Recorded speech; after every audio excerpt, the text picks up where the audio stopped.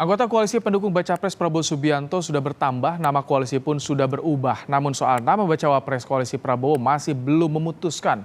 Hal serupa juga dihadapi koalisi pendukung Ganjar dan Anies Baswedan. Apakah faktor elektabilitas jadi satu-satunya pertimbangan dalam menentukan cawapres?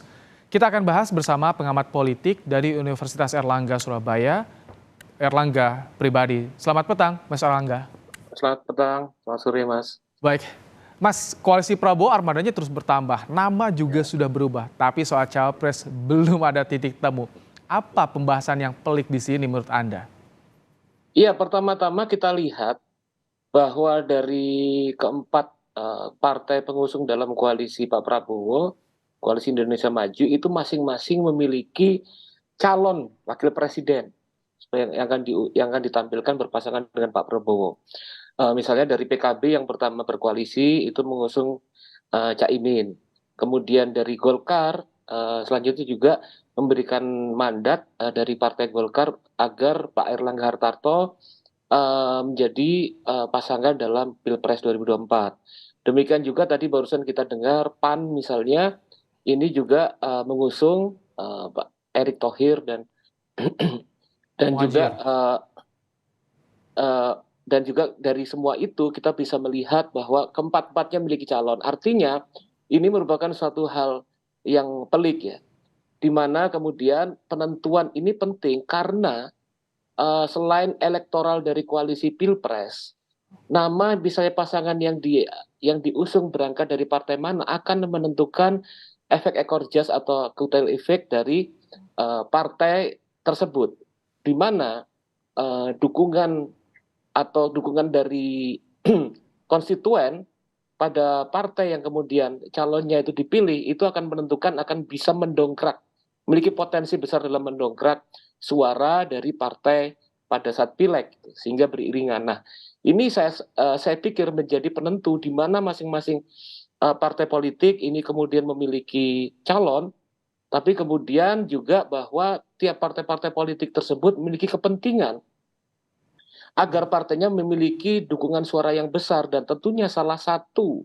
cara untuk itu adalah menjadikan Mas Erlangga, calonnya itu menjadi pasangan. Mas Erlangga, kalau di koalisinya Ganjar itu bagaimana? Karena kan dilihat dari partai pendukungnya cuman Pak Sandi nih yang tadi juga bahkan terang-terangan meminta restu. Bagaimana Anda melihat dinamika cawapres di koalisi Ganjar? Saya pikir bahwa juga kalau di pasangannya Ganjar ini bahwa ada beberapa nama-nama yang diusung seperti pernah disebutkan oleh Mbak Puan Maharani dan juga kemudian oleh koalisi tersebut juga memunculkan beberapa nama, tapi kita melihat bahwa ada juga beberapa nama-nama potensial yang tidak berasal dari partai pengusung koalisi tadi. Artinya bukan berasal dari P3, bukan berasal dari PDI Perjuangan. Nah, ini kan tentu juga menentukan bagaimana proses tarik ulur dan negosiasi itu berlangsung. Gitu. Misalnya contohnya sempat disebutkan nama Pak Mahfud MD, gitu. Tapi kemudian misalnya dari P3 itu juga kemudian belum memberikan persetujuan karena P3 memiliki calon lain seperti Pak Sandiaga Uno, gitu. Dan juga nama-nama yang lain seperti itu. Nah, disitulah artinya bagaimana saya lihat bahwa persetujuan dari partai politik terhadap calon-calon yang akan ditampilkan, karena ini juga berhubungan dengan kepentingan partai politik mendongkrak suara, ini menjadi variabel bagaimana proses negosiasi ini terus berlanjut. Begitu kira-kira.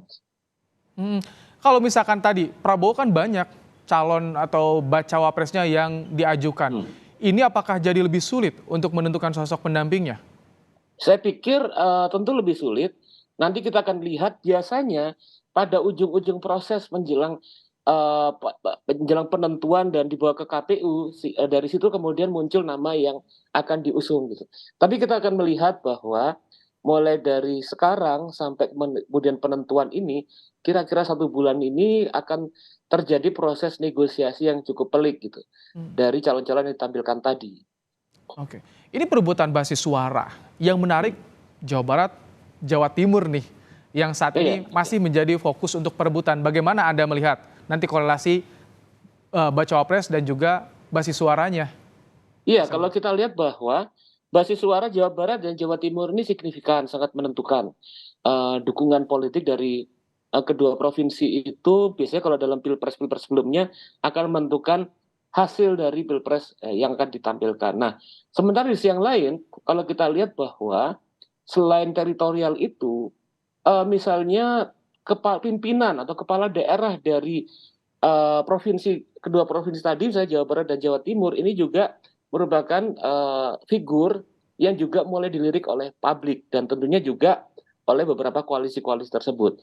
Nah, kemungkinan alternatif bisa jadi calon dari kepala daerah seperti Pak Ridwan Kamil dari Jawa Barat atau Bu Kofifa Indar Parawansa dari Jawa Timur, ini juga akan menjadi alternatif dari koalisi. Nah, yang complicated kan apabila kemudian apakah partai-partai politik pendukung ini akan memberikan dukungan apabila yang tampil itu di luar partai politik tersebut begitu.